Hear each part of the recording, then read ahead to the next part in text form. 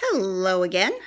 As we continue with Boy X, when we left off with the last reading, Isabel and Ash had gotten the stuff they needed from Isabel's house, and they were heading out into the jungle, and Isabel warned him very clearly to do what she says, step where she steps, don't touch anything, because the jungle is not a safe place to be. So on page 98, there are 21 hours and 3 minutes until shutdown for the people in the lab who are infected. They had been in the forest less than half an hour, and already it was like they were a million miles from the rest of the world. There was nothing but trees, heat, and thick, musky smell of damp earth and decaying leaves. And when Ash tested the air, he could pick out all kinds of unusual scents he didn't recognize. Ahead and behind them, the forest hummed with the sound of cicadas and the call of unseen birds, but immediately around them was a cocoon of silence as everything lay still, waiting for them to pass. Ash had been in the jungle in India with Dad and thought he knew what to expect, but this was different. Isabel was right when she had said that he would have to see for himself, because it would have been hard for her to explain the uncomfortable feeling he experienced the deeper they traveled into the forest. The farther they went, the more it was as if they were being watched. It was a similar feeling to the one he'd had when they were in the dark of the biosphere. He could hear things moving about in the treetops and in the thick jungle around them. But whatever was out there sensed when he focused on it and fell silent and still. And then there were those insects. Ash had seen enough mosquitoes to know what they were, but instead of being tiny, these were as big as a fingernail, and black and white striped bodies and spindly legs hanging beneath them. Isabel told Ash to spread dirt on his face to keep them from biting him. So now they were both painted with dry mud. As far as he could tell, none of them had bitten him, but already a few bumps had formed on Isabel's face. Isabel moved through the jungle as if it was second nature to her.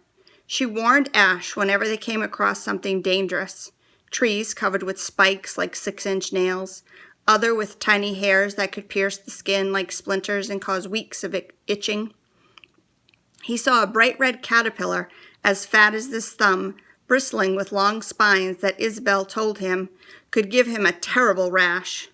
He spotted a huge praying mantis perched on a low-hanging branch, eyes twitching, and Isabel pointed out something the size of a rat scuttling beneath the leaves at their feet. "Scorpion spider," she said. "Not poisonous, but it can bite. Most places they like the dark, but here," she shrugged, "here is different." "Scorpion spider?" Ash watched the spot where it had disappeared into the tree. "But it's massive, and who thought that was a good idea? A cross between a scorpion and a spider? You like that? You'll love this." Isabel nodded towards a huge web strung between two trees. In the center of it sat a yellow, narrow-bodied spider with legs that was the span wide enough to cover the top of Ash's head. Ash shuddered. "Ugh, that makes me feel all itchy."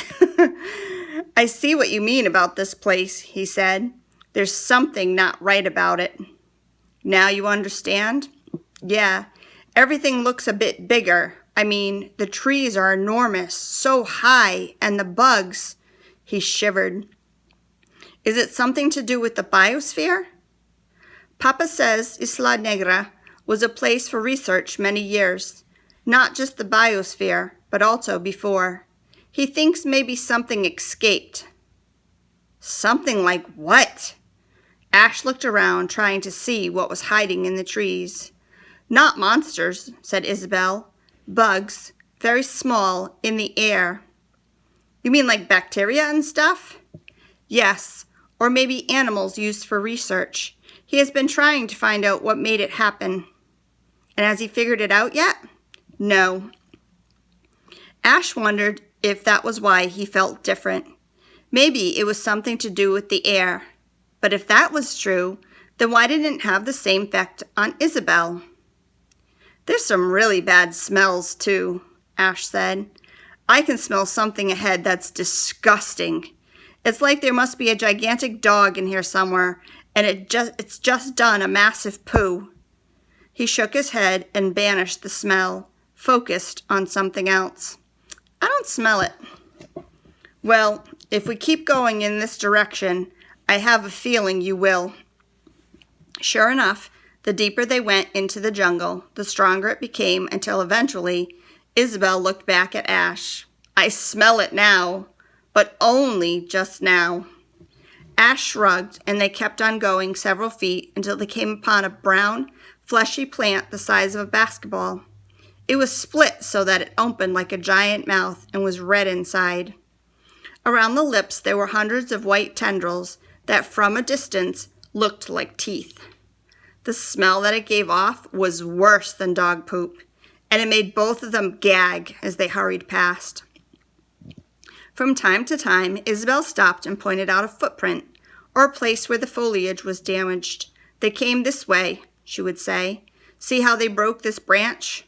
Or she would mutter to herself, they are clumsy, such a trail. Ash was concerned that he was also leaving an obvious trail, and watched Isabel closely. He did as she told him, avoiding what she avoided, stepping where she stepped, touching what she touched. As they progressed through the forest, he began to feel more at ease, like the first time with Dad.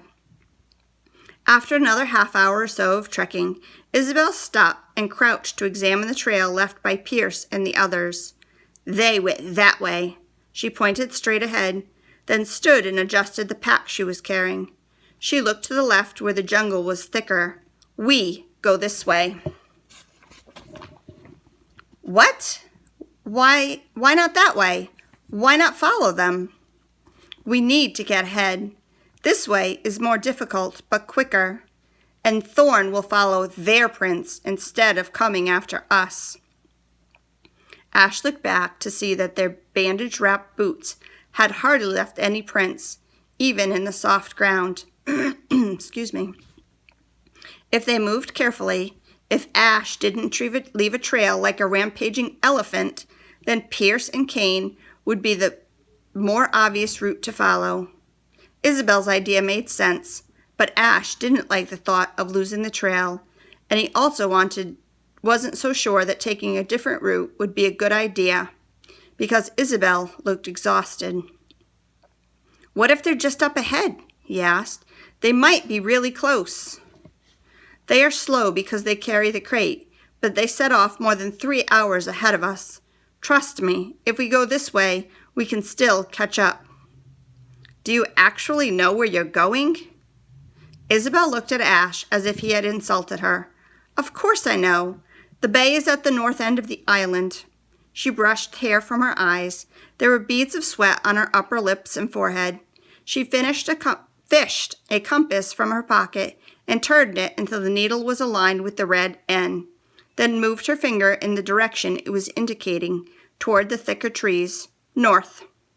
You've been there before? Yes. She shoved the compass back into her pocket and adjusted the rifle slung over her shoulder. How long will it take? I think maybe we arrive tomorrow.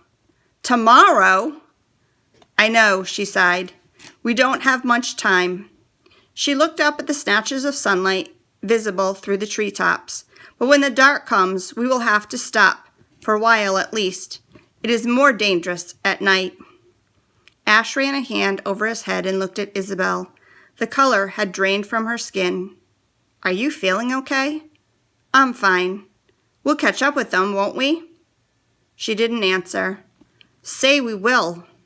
Isabel blinked hard, as if she just wanted to close her eyes and go to sleep. When she opened them again, she looked at Ash. We will. We must be moving faster than they are, so we are catching up all the time, and they will have to stop at night too. But Coronis won't stop. Ash couldn't stop thinking about Mom, locked in the lab, slowly dying. Corona won't stop at night. Isabel pursed her lips and shook her head. No, She rubbed her face with both hands, and when she took her hands away, her eyes were red. This was the first time since coming into the jungle that Ash had seen her so scared. She was growing weaker and becoming breathless, while he only felt stronger.